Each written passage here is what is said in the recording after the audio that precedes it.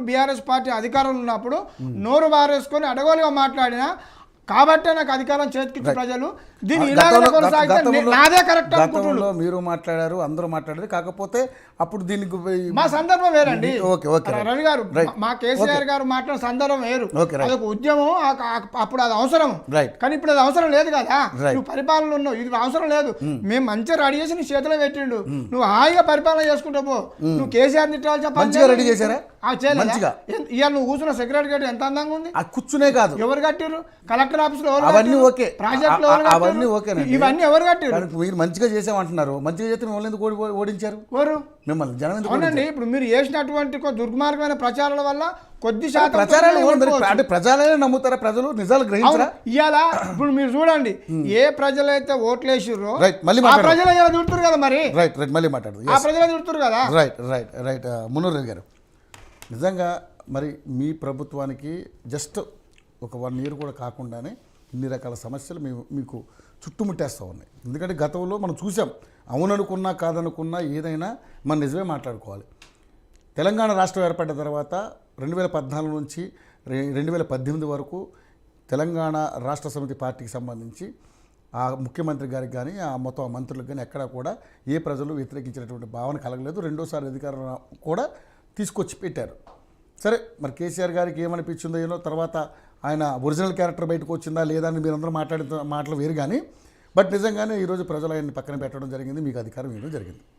So మరి మీరు ఇచ్చిన అధికారాన్ని కేవలం 8 నెలల్లోనే 7 నెలల్లోనే మీరు ప్రజల చేత ఈ రకమైనటువంటి వ్యతిరేకత మూట కట్టుకుంటా ఉన్నారు. ఒకవైపు హైడ్రా పేరుతో చాలా ఇళ్ళు కూల్చేస్తూ ఉన్నారు, పేద ప్రజలు చాలా ఇబ్బంది పడుతూ ఉన్నారు. ఒకవైపు పరిపాలన అనేది సక్రమంగా లేదు, ఇస్తాననేటువంటి హామీలు ఇవి కూడా నెరవేర్చలేదు. ఇలాంటి రకరకాలన్నీ కూడా నిన్న కేటీఆర్ గారు మీకు ఏకవరు పెట్టేశారు మిమ్మల్ని అన్ని రకాలుగా కూడా. ఆయన ఒక్కొక్క మాట మాట్లాడి చాలా గంటాపదంగా మాట్లాడారు. సో అలాగే మధ్యలో ఎమ్మెల్యేలు లాక్కోవడం ఇవన్నీ కూడా ఇష్యూస్ని ఒక్కసారిగా ఆయన ఫ్రస్ట్రేషన్ అంతా బయట పెట్టారు. ఏం సమాధానం చెప్తారు దీని మీద? అంటే ఇప్పుడు ప్రతిపక్ష పార్టీల వాళ్ళకు ఏమైందంటే ఒక దురహంకారము, తలకెక్కిన అహంకారము, ఈ అహంకార ధోరణి ఇంకా దగ్గలే. ఆ తగ్గక ఏమైంది అంటే, గతంలో పార్టీలో ఉన్నప్పుడు ఏ ఒక్క ఎమ్మెల్యేకి మర్యాద ఇచ్చింది లేదు, ఏ మంత్రులను కనీసం పట్టించుకున్న పాపాన పోలేదు. మంత్రులు చేసిన అరాచకాలకు కార్యకర్తలు విలవిలాడి ఈరోజు అన్నమ రామచంద్ర అని చెప్పి అడుక్కున్న రోజుల్లో కూడా అవునా విల్ టేక్ కేర్ అని చెప్పి ఫోటో దిగిపోయిన రోజులు ఉన్నాయి. వీళ్ళు ఈరోజు శుద్ధులు చెప్తున్నారు. ఎందుకు శుద్ధులు చెప్తున్నారు అయ్యా అంటే, వీళ్ళు చేసిన పాపాలన్నీ కూడా ఇప్పుడు మూటగట్టినాయి. ఆ మూటగట్టినవన్నీ బయటపడతాయని చెప్పేసి కొంతమందిని క్రియేట్ చేసుకొని వీళ్ళే ప్రజలు చెప్తున్నారు అని చెప్పి వీళ్ళు చెప్తున్నారు. ప్రజలు ఎవరు చెప్పిరండి? ఏ విషయంలో ప్రజలు ఇబ్బంది పెట్టినారు అని చెప్తున్నారు? వీళ్ళు కొన్ని డ్రామాలు చేపిస్తున్నారు. ఆ డ్రామాల్లో భాగమే వీళ్ళందరూ ప్రజలతో మాట్లాడిస్తున్నారు.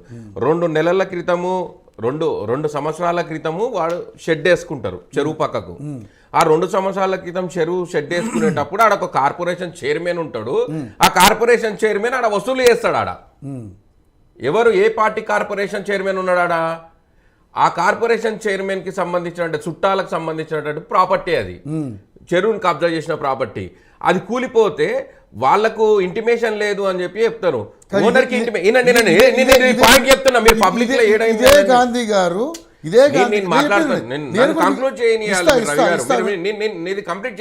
కమిషన్లు అంటున్నారు కదా. నేను చెప్తున్నా, మరి తిరుపతి రెడ్డి గారు మాదాపూర్లో కమిషన్ల దుకాణం తెరిచిండని తర్వాత షేర్లింగంపల్లి ఎమ్మెల్యే దీని మీద వ్యాఖ్యలు చేసినప్పుడు మరి ఏం మాట్లాడలేకపోయారా? మరి మీరు ఏమంటున్నా, నేను కమిషన్లో ఈ రోజు నేను ఆ టాపిక్ ఎందుకు ఒక నిమిషం నిన్ను మాట్లాడినాక చెప్పండి. నేనేమంటున్నా అంటే, మీరేమడిగినారు, మీరు ప్రభుత్వం మీద వ్యతిరేకత వచ్చిందని మీరు అంటున్నారు. ఆ వ్యతిరేకతది నేను చెప్తున్నా ఎగ్జాంపుల్ ఏం జరిగిందని. 2 years క్రితం ఆయన షెడ్ వేసుకుంటున్నాడు, తాత్కాలికమైన షెడ్ అంటే ఏ సమయంలో అయినా కూలుస్తారని చెప్పి కట్టినోడికి తెలుసు, కిరాయికి ఉన్నోనికి కూడా తెలుసు.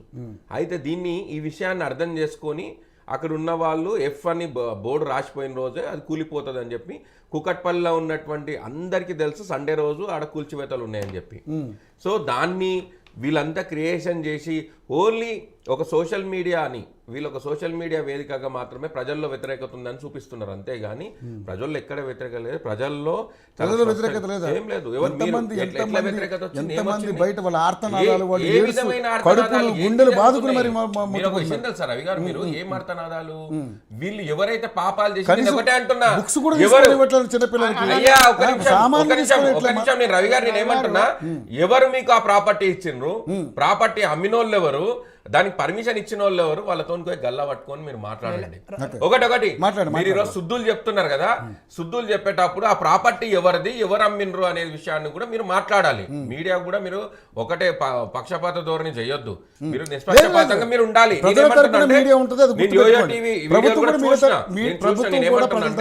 ప్రభుత్వానికి మీరు వ్యతిరేకంగా చేసినా మేమేమంటున్నామంటే ప్రభుత్వం మీడియా చేసినా కూడా గతంలో కేసీఆర్ గారే చాలా స్పష్టంగా చెప్పిండ్రు, 28,000 అక్రమ కట్టడాలు ఉన్నాయి, ఈ అక్రమ కట్టడాలన్నీ కూడా కూల్చాల్సిన పరిస్థితి ఉంటది, ఈ సమయంలో మీడియా సంయమనం పాటించాలి సో అని చెప్పి కేసీఆర్ గారు ఆ రోజు చాలా స్పష్టంగా చెప్పడం జరిగింది. ఇది హైదరాబాద్ లో అక్రమ కట్టడం కడితే నిర్దాక్షిణ్యంగా కూల్చివేస్తాం. అది కట్టేవాడు రాజకీయ నాయకుడైనా, మంత్రి అయినా, ఎమ్మెల్యే అయినా, కార్పొరేటర్ అయినా, ఎవరైనా సరే నిర్దాక్షిణ్యంగా ఎంత పవర్ఫుల్ పర్సన్ అయినా సరే ఇక్కడ నుంచి అక్రమ కట్టడాలు ఎట్టి పరిస్థితుల్లో హైదరాబాద్ లో అనుమతించబడాయి. నంబర్ 1. కట్టదాచుకున్న కూడా నేను హెచ్చరిక ఎత్తా ఉన్నా, కట్టి మీ ఆస్తి చెడగొట్టుకోకండి, డబ్బులు పాడు చేసుకోకండి, దయచేసి నిర్దాక్షిణ్యంగా ప్రభుత్వం కూర్చోవేస్తుంది. ఒకటి, లేకపోతే ఇటువంటి సిచ్యువేషన్ వస్తుంది. తర్వాత ఈ 28,000 నాలాల మీద కట్టిన అబ్స్ట్రక్షన్స్ కూడా తొలగించాల్సిన అక్కర ఉంటుంది. మీడియాతో నా ప్రార్థన, దయచేసి మీరు ఇప్పుడైతే రిపోర్ట్ చేసిన సమస్యను ఇవి కూల్చేటప్పుడు కూడా మీరు పాజిటివ్ ధోరణితో కరెక్ట్గా కూలుస్తున్న ప్రభుత్వం మీద సపోర్ట్ చేయాలి. అది ధర్మం. ఎందుకంటే మరి సమస్య పోవాలి కదా. ఎందుకు చెప్తాను నేను ఈ మాట అంటే, వై యామ్ టెల్లింగ్ అది అంటే నేనేమంటున్నా అంటే ఇది ఒకటని కాదు, వీళ్ళు ఏం చేస్తున్నారంటే రోజుకొక అంశం. ఈరోజు అది అయిపోయింది, ఇప్పుడు సేవేజ్ ట్రీట్మెంట్ ప్లాంట్ అందులో పాయింట్ మాట్లాడారు. అవును, ఎంత పెద్దోళ్ళైనా సరే, ఎంత కూల్చేస్తారు, కానీ మీరు పెద్దోళ్ళని వదిలేసి అందరికి ఎవరిని పట్టుకున్నారు చెప్పండి. అసలు టాపిక్ దీని మీద మాట్లాడదాం, కానీ ఎవరిని పట్టుకున్నారు? తిరుపతి రెడ్డి గారికి నోటీస్ స్టే తెచ్చుకున్నాడు. స్టే తెచ్చుకోలేదు, మీరు చెప్పేది వినండి.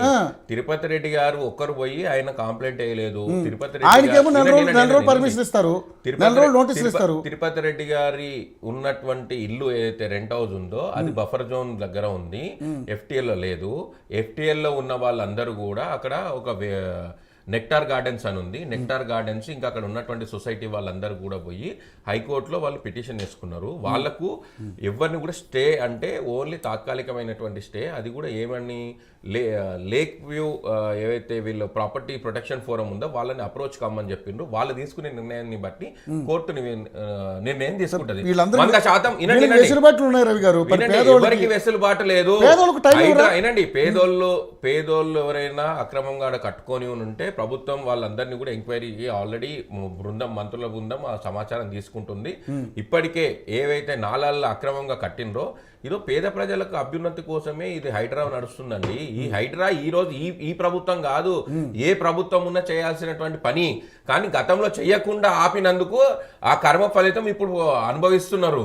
అయితే దీన్ని వీళ్ళు ఏం చేస్తున్నారంటే వీళ్ళు ఒక్కరే అబ్జెక్షన్ చేస్తున్నారు, మిగతా పార్టీలు అందరూ కూడా స్వాగతిస్తున్నారు, సామాన్య ప్రజలందరూ కూడా స్వాగతిస్తున్నారు. హైడ్రా వల్ల ఏమైతుంది అంటే ఒక ఇల్లు కూలిపోతే కింద కొన్ని వేలకు కుటుంబాల ఇండ్లకు న్యాయం జరుగుతుంది. ఒక చిన్నపాటి 2 నిమిషాలు వర్షం పడితే హైదరాబాద్ మొత్తం కూడా మునిగిపోయేటువంటి పరిస్థితి ఏర్పడ్డది. ఎందుకు మునిగిపోతుంది అయ్యా అంటే 28,000 అక్రమ కట్టడాలు ఉన్నాయని చెప్పి గతంలో కేసీఆర్ గారే చాలా స్పష్టంగా ఓ ప్రెస్ మీట్ లో చెప్పిండ్రు. ఈ విషయం తెలియదా? వాళ్ళకు 40,000 డబుల్ బెడ్రూమ్ ఇల్లు ఉన్నాయి, ఎవరికైనా సాక్ష్యం చేశారా? వినండి, దాంట్లో ఎవరైతే నిజంగా నష్టపోయి ఉన్నారో, ఎవరైతే BPL కింద ఉన్నారో వాళ్ళకి కంపల్సరీ ప్రభుత్వం వాళ్ళకి ఇవ్వాల్సినటువంటి నష్టాన్ని కానీ వాళ్ళకి కావాల్సినటువంటి సహాయం కానీ ప్రభుత్వం చేస్తుంది. దాన్ని అడగాలి, దాన్ని అడగండి. మీరు తప్పులేదు, ప్రతిపక్ష పార్టీగా మీరు అడగండి. కానీ ప్రతిదాన్ని రాద్ధాంతం చేసి భూతం చేసి ఒక మనిషిని అగ్లీగా చూపించి మీరు గతంలో ముఖ్యమంత్రిని ఈ విధంగా చేస్తే ఊరుకునే వల్ల ఈరోజు ముఖ్యమంత్రి అతి హీనంగా అంటే హీనంగా మీరు అందరు కూడా ట్రీట్ చేసి మీ సోషల్ మీడియా హ్యాండిల్స్ లో మీరు బీఆర్ఎస్ పార్టీ ఏం చేస్తుందండి, చాలా అతి నీచంగా చూపిస్తున్నారు. కానీ నిజంగా రేవంత్ రెడ్డి గారు మీ మీద ఉక్కుపాదం మోపితే ఈరోజు మీ పరిస్థితి మీరు తిరగలుగుతారా బయట? ఒకటి గుర్తుపెట్టుకోవాలి, గతంలో మేము బెదిరిస్తలేం చెప్తున్నాం, గతంలో 10 ఏళ్లలో ఎవరన్నా ఇట్లా చేసిండ్రా, గతంలో 10 ఏళ్లలో కేసీఆర్ గారిని కానీ కేటీఆర్ గారిని కానీ ఎవరన్నా అలాంటి పదాలు యూజ్ చేసిండ్రా, ఎవరన్నా మాట్లాడినరా, ఎవరన్నా అట్లాంటి అగ్లీగా ఫేస్బుక్లలో పెట్టినరా? కానీ మీరు అంతకంటే నీచంగా చేస్తున్నారు. ఎవరు? మేధావులు సో కాల్డ్ పిఆర్ఓలకు పనిచేసిన వాళ్ళు, అక్కడ పార్టీ అనుబంధంగా పనిచేసిన వాళ్ళు, బీఆర్ఎస్ పార్టీకి ఎవరైతే తెలంగాణ సీఎంఓలో పనిచేసినటువంటి మేధావులు, అసలు సిగ్గుందా అండి? మీరు ఏం రాస్తున్నారు, ఏం వీడియోలు పెడుతున్నారు, ఏం ఫోటోలు పెడుతున్నారు? ఒక సమాజంలో ఉన్నటువంటి మనము ఒక ముఖ్యమంత్రిని గౌరవించాల్సిన బాధ్యత లేదా? అంటే ఈరోజు మీ అక్కస్ అంతా ఏముంది అంటే ఒక వెనుకబడినటువంటి ప్రాంతం నుంచి ఒక పేదోడు ఎవ్వడు కూడా రావద్దు. మీరు మీ మంత్రి మాజీ మంత్రి ఏమంటాడు? మీ మాజీ మంత్రి క్రిటిసైజ్ చేసి మాట్లాడతాడు. అంటే ఈరోజు నిజంగా నేను ఎంత బాధాకరమైన విషయం రవి గారు, ఇట్లాంటి టాపిక్ మీద మీరు దీన్ని చర్చ చేయాలి. ఒక ముఖ్యమంత్రిని అవమానిస్తే ఈ భారతదేశంలో ఉన్నప్పుడు ఒక ప్రజాప్రతినిధిని, అక్కడ ఉన్నటువంటి రాజ్యాంగబద్ధమైనటువంటి పదవిలో ఉన్నటువంటి వ్యక్తిని గౌరవించాల్సిన బాధ్యత సాటి మనిషిగా ఇక్కడ భారతదేశంలో పుట్టిన ప్రతి బిడ్డకు ఉంటది. కానీ ఈ రోజు మీరు అవమానిస్తున్నటువంటి తీరుని నిజంగా మేము తీవ్రంగా ఖండిస్తున్నాం. రైట్. ముఖ్యంగా చూసుకుంటే ఉప ఎన్నిక సంగతి ఏంటి? నిజంగానే అక్కడ ఉప ఎన్నిక వస్తుందా? షేర్లింగంపల్లిలో ఉన్నటువంటి అంశాలను ఏం మాట్లాడతాం? ఇప్పుడు కాంగ్రెస్ పార్టీకి సఫిషియంట్ ఎమ్మెల్యేలు ఉన్నారు. తెలంగాణ రాష్ట్రంలో 100% ఉప ఎన్నిక వచ్చినా ఏదొచ్చినా కాంగ్రెస్ పార్టీ చాలా బలంగా ఉంది. ప్రజలు విశ్వసించిండ్రు, ఇప్పుడు కూడా విశ్వసిస్తారు. షేర్లింగంపల్లి ప్రజలు చాలా కసి మీద ఉన్నారు. కసి మీద ఉన్నది ఆడ పాడి కౌశిక్ రెడ్డి ఒక ఇల్లుంది, ఆ ఇంట్లో ఉన్న కౌశిక్ రెడ్డి ఆయన ఎంబడి ఒక రవి యాదవ్ అని ఒక కార్యకర్త వస్తున్నాడు షేర్లింగంపల్లికి వెళ్ళి. ఈయనకి ఇద్దరికి మాత్రమే కసి ఉంది అంతే. ఎవరు కార్యకర్తలు ఎవరు కనిపిస్తలేరు. మీరు చేసినటువంటి పెద్ద పాపం ఏం తెలుసా?